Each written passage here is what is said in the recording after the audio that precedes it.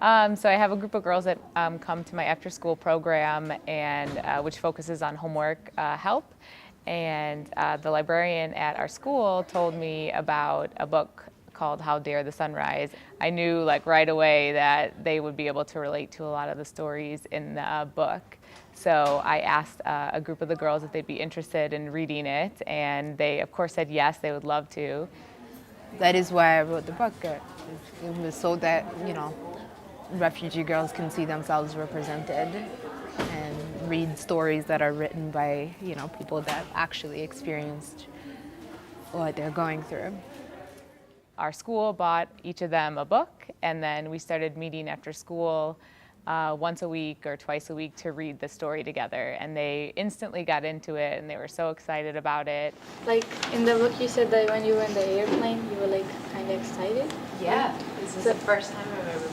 Yeah, so like when I was on the airplane I was like thinking questions like how do you sleep in the airplane? There's no beds there. You're right.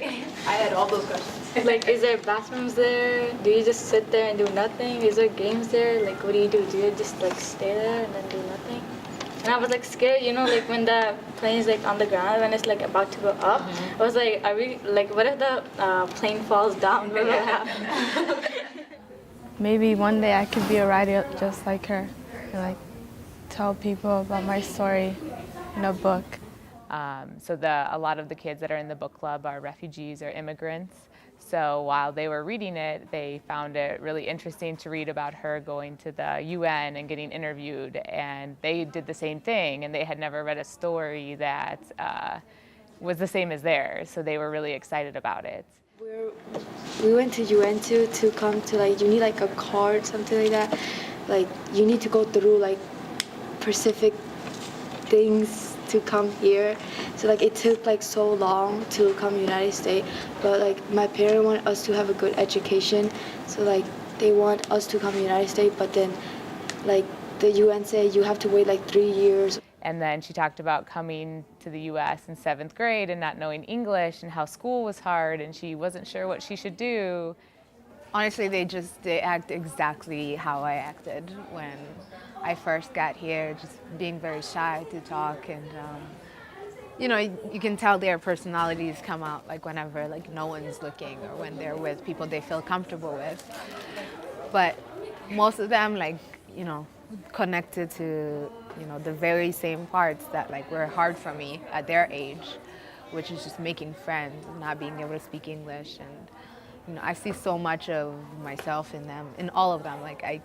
It's exactly how I was. Yeah.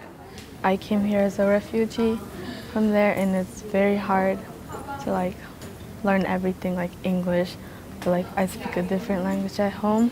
How many of you have ever seen what a refugee camp is, like, even in movies or whatever? Yeah. What do they usually look like? Like tents, right? Like really crowded. I lost a lot of my childhood friends, like everyone I grew up with. But the thing is, like, I still had my parents. There were kids who lost like all their family.